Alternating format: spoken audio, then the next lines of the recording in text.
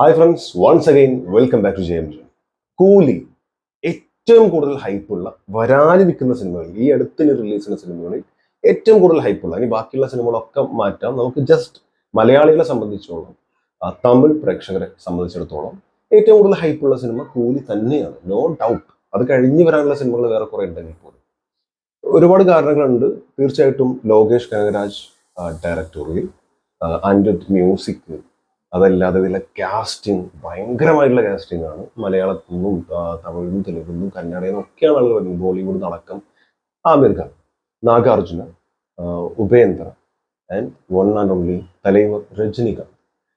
അതിനപ്പുറത്തേക്ക് നമ്മളൊന്നും പറയേണ്ട ആവശ്യമില്ല. മാത്രമല്ല, ഇതുവരെ വന്നിട്ടുള്ള അപ്ഡേറ്റുകൾ എടുത്തു കഴിഞ്ഞാൽ പോസ്റ്റേഴ്സ് ആവട്ടെ, നമ്മൾ ഇതിനു മുമ്പ് ചർച്ച ചെയ്ത പോലെ എഡിറ്റർക്ക് അല്ലെങ്കിൽ പോസ്റ്റർ ഡിസൈൻ ചെയ്യുന്ന ആൾക്ക് കളർ ബ്ലൈൻഡ്നെസ് ഉണ്ടെന്ന് പോലും നമുക്ക് തോന്നിപ്പോകും. ആകെയുള്ളത് കറുപ്പ്, പിന്നെ ചുമപ്പ്, അത് ബ്ലാക്ക് ആൻഡ് വൈറ്റിൽ വരെ വെള്ള, പിന്നെ സ്വർണ്ണ കളർ. ഈ കളർ മാത്രമേ പോസ്റ്റേഴ്സിൽ കാണാൻ സാധിച്ചിട്ടുള്ളൂ. അങ്ങനെയൊക്കെ അത് തമാശക്ക് പറഞ്ഞാണ്. അപ്പൊ ഇങ്ങനെയുള്ള പക്ഷെ ഭയങ്കര ക്വാളിറ്റി ഉള്ള പോസ്റ്റേഴ്സ് ആണ്. അങ്ങനെ കുറെ സംഭവങ്ങൾ വന്നു. അരംഗമതിരട്ടുമേ പാട്ട് വന്നു, അതൊക്കെ ഭയങ്കരമായിട്ടുള്ള ഹൈപ്പിലേക്ക് വന്നു. ആൻഡ് ട്രെയിലർ അനൗൺസ്മെന്റ് വന്നപ്പോൾ ആളുകൾ വിചാരിച്ചത് വൺ തീ ആയിട്ടുള്ള സാധനം തരുന്നു. ബട്ട് ട്രെയിലർ വന്നപ്പോൾ ഒരു പരിധി വരെ ഹൈപ്പ് കുറഞ്ഞു എന്നൊരു ഡൗട്ട് ഇല്ലാതില്ല. എല്ലാവരും പറയുന്നത് അത് വിചാരിച്ച അത്ര ഇല്ല. സർട്ടിഫിക്കറ്റ് കിട്ടിയിട്ടുള്ള സാധനം എന്ത് ജാതി സാധനമായിരിക്കും, പക്ഷെ നമ്മൾ വിചാരിച്ചൊരു സാധനം ഇതിലില്ല തുടങ്ങിയിട്ടുള്ള ചർച്ചകൾ നടക്കുന്നു. എനിക്ക് പറയാനുള്ളത്, ട്രെയിലർ കണ്ട് എനിക്ക് തോന്നിയിട്ടുള്ള കാര്യങ്ങളും പല ആളുകളും പറയുന്നു, നിങ്ങളടക്കം കേട്ടിട്ടുള്ള സംഭവം അടക്കം, ഇതിൻ്റെ ഒരു സ്റ്റോറി ലൈൻ എന്താണ് എനിക്ക് പറയേണ്ടതുണ്ട്. ആൻഡ് ഇതിൻ്റെ ഒരു ജസ്റ്റ് ത്രെഡ് എന്താണുള്ളത് ഓൾറെഡി അത് ലീക്ക് ആയതാണ്. അതിനോട് കണക്ട് ചെയ്തിട്ട് തന്നെ നമുക്ക് ഈ ഒരു സ്റ്റോറി എന്താണെന്നുള്ളത് പറയണം. ബട്ട് അതിന് മുമ്പ് ഇന്നലെ ഈ ട്രെയിലർ കണ്ടപ്പോൾ കിട്ടാത്ത കിക്ക് ഇതിലുണ്ട് എന്ന് പറഞ്ഞിട്ട് കുറച്ച് ആൾക്കാർ PK ട്രോൾസിന്റെ കുറച്ച് മുമ്പ്, ഏകദേശം ഒരു മണിക്കൂറിന്റെ അടുത്ത്, 48 മിനിറ്റ് 50 മിനിറ്റ് എങ്ങാണ്ടായിട്ടുള്ളൂ. അപ്പോൾ വന്നിട്ടുള്ള ഒരു ട്രോൾ ഉണ്ട്, 5 മിനിറ്റ് ദൈർഘ്യം. ഇത് കണ്ടിട്ട് നമുക്ക് അതിലേക്ക് വരാം. കാരണം ഇത് കാണുമ്പോൾ കുറെ നമുക്ക് തോന്നിയ പല വികാരങ്ങളും ഇതിലും പറയുന്നുണ്ടെന്നില്ല. So ready, let's watch. അതിനുശേഷം നമുക്ക് സ്റ്റോറിയിലേക്ക് വരാം. റെഡി. ആകെ പുറത്തു വന്നത് 3 പാട്ട്, 5 പേരുടെ ബാക്ക് ഷോട്ട് മാത്രം വെച്ചൊരു ഗ്ലിച്ച് വീഡിയോ, ഇനിയൊരു ട്രെയിലർ, കൃത്യം 12 ദിവസങ്ങൾക്ക് പുറം cinema.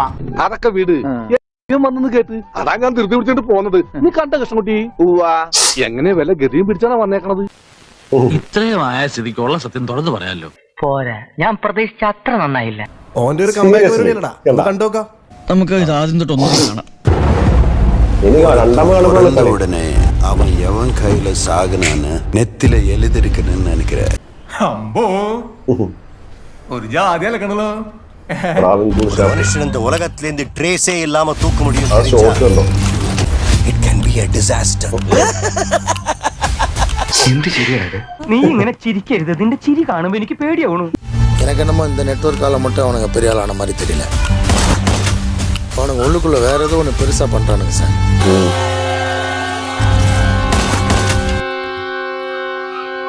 Flashback. Without guns, without drugs, without godown, இது 3 இல்லாம எழுதுனது தான் கூலி. அப்ப இதோ கண்டோ என்ன സംശയിക്കരുത്.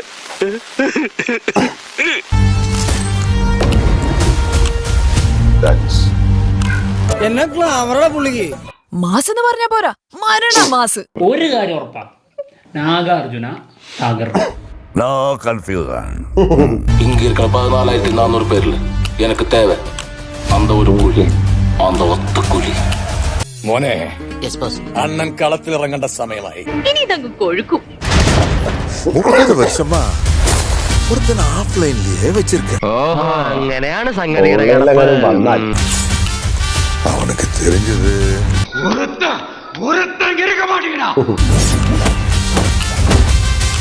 அரங்கமதிர விசில் பறக்கவே.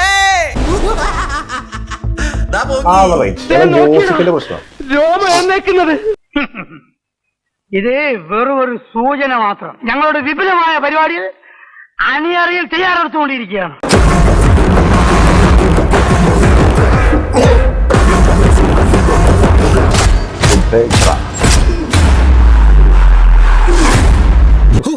ഒരു ഹിന്ദി സിനിമ കഴിഞ്ഞ പോലെ ഉണ്ട്. ഇതൊന്നും വെളി പറയരുത് കേട്ടോ, നാണക്കേടാണ്. എന്റെ മജീദേ, ഇത് ഐറ്റം വേറെയാ. For me, I've tried to elevate the drama part more in this film, which I've The emotion. Yes. உன்னை யாரும் இங்க வர சொன்னா யாரும் இல்லாம தனியா வாழ்ந்து பழகிட்டீங்க.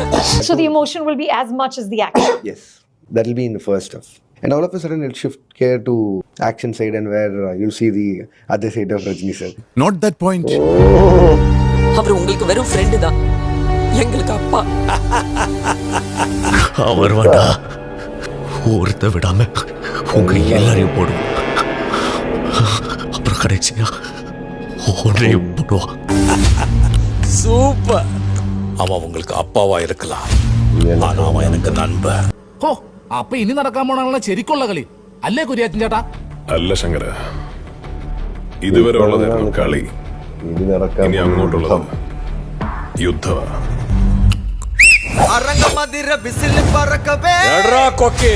രായുട്ടൻ താറുടുത്ത് ഇനി നടക്കാൻ പോണ മുള്ളിക്കളിയുള്ള നമ്മളില്ല ഏട്ടാ, നമ്മള് വരണ്ട ഫ്രീ. അപ്പൊ നടക്കട്ടെ, നല്ല ഈടിവെട്ടായിട്ട്.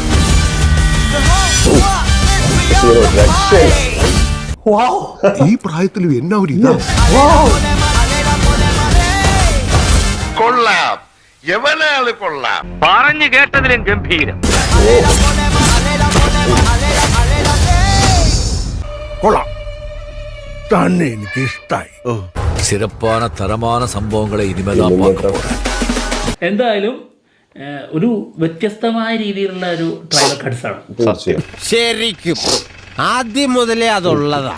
പിന്നെ നമ്മൾ പ്രതീക്ഷിച്ചുകൊണ്ടിരുന്ന ഒരു BGM അല്ലെങ്കിൽ ഒരു സോങ്ങോ അല്ല അതിൽ ഉൾപ്പെടുത്തിയിട്ടുള്ളത്. നടക്കൂലേട്ടാ. ഇനി ആ കാര്യത്തിൽ നിനക്ക് ഒരു പ്രതീക്ഷയും വേണ്ട ബാലകൃഷ്ണ. ഇതിൽ ആരൊക്കെ അഭിനയിക്കുന്നുണ്ട്, അവരുടെ ക്യാരക്ടേഴ്സ്, അതിന്റെ ഒരു ബാക്ക്ഗ്രൗണ്ട്, പ്ലോട്ട്, ഇതിന്റെ മൊത്തം സിനാരിയോ നമ്മളെ കാണിച്ചു തന്നുള്ളതാണ്. ഇതാ ഞങ്ങളുടെ പ്ലാൻ. ഇത്രേ ഉള്ളൂ ഞങ്ങളുടെ ബുദ്ധി. അത് തന്നെയാണ് ആക്ച്വലി നല്ലത്. കാരണം over hype is always dangerous. തന്റെ ഏറ്റവും പുതിയ സിനിമയെ കുറിച്ച് ഇത്രയുമാണ് ലോകേഷിന് പറയാനുള്ളത്. അദ്ദേഹത്തിന്റെ കരിയറിലെ ആദ്യ A സർട്ടിഫൈഡ് മൂവി, മോസ്റ്റ്ലി ഒരു തലൈവർ പടം കൂലി. അപ്പം ഐ ഹാവ് ഹ്യൂജ് എക്സ്പെക്ടേഷൻസ്. പക്ഷെ ട്രെയിലർ കണ്ടിട്ട് ഇങ്ങനെ പ്രൊട്ടക്റ്റാണെന്ന് തോന്നുന്നില്ല. പരിപാടി ഉണ്ട്, സംഭവം ഇറുക്ക് എന്നാണ് തോന്നുന്നത്. അങ്ങനെ വന്നാൽ ഇത് നാച്ചുറൽ ആകൂ. അതുവരെ ഇത് സീക്രട്ട് ആയിട്ടിരിക്കട്ടെ. இந்த தேவா பத்தி தெரிஞ்சிருந்தோ என்கிட்டயே விளையாடி இருக்க. ശേഷം ഭാഗം സ്ക്രീനിൽ കാണാം.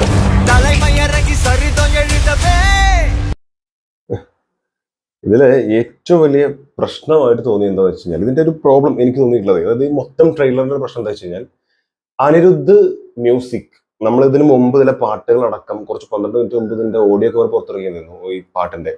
മീൻസ് ഈ പ്രോഗ്രാം നടക്കേണ്ട 10-12 മിനിറ്റ് മുമ്പ് കേട്ടോ, ഇപ്പഴല്ല ഇന്നലെ. അപ്പോ അതൊക്കെ കിടിലം പാട്ടുകളാ. ഇനി ഒന്നും വേണ്ട, അരംഗമതിരട്ടുമേ, അത് അരംഗമതിരട്ടുമേ, അതിന്റെ മ്യൂസിക് ഒക്കെ വരലും പരിപാടി. ഇത് അരംഗമതിര വിസില് പറക്കുമേ എന്നൊക്കെ പറയുമ്പോ ഒരു നാടൻ പാട്ട് ശൈലിക്ക് വേറെ എന്തോന്നാക്കി.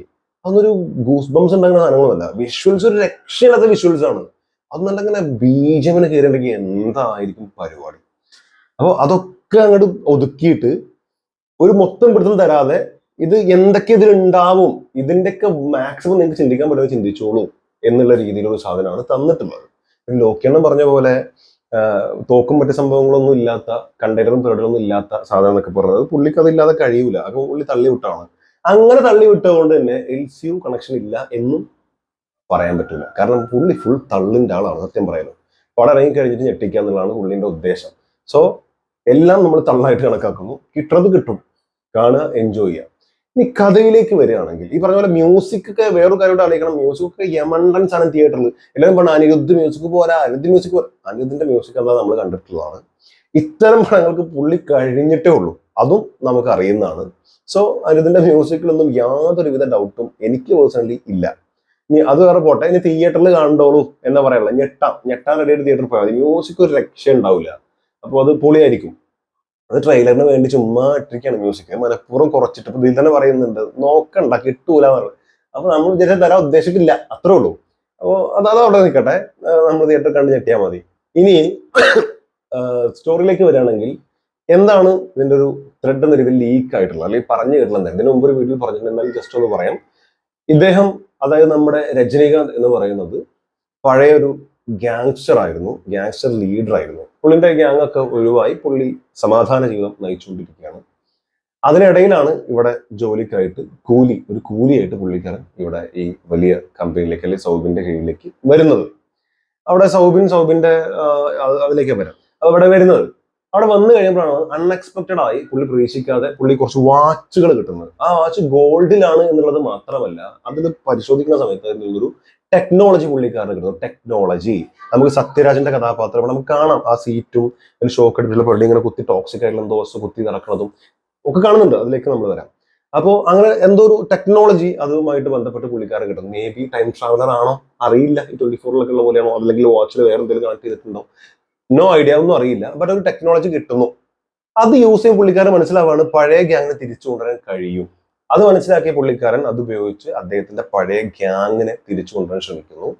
ആ പഴയ ഗ്യാങ്സ്റ്റർ ആയി വളരുന്നു. ഇതാണ് ജസ്റ്റ് വളരെ മിനിമൽ ആയിട്ടുള്ള ഒരു ത്രെഡ് എന്ന് പറയുന്നത്. ഇനി കഥയിലേക്ക് വരികയാണെങ്കിൽ ട്രെയിലർ കണ്ടപ്പോൾ തോന്നിയിട്ടുള്ളതും പല ആളുകൾ പറഞ്ഞിട്ടും ആയിട്ടുള്ള കാര്യമാണ്.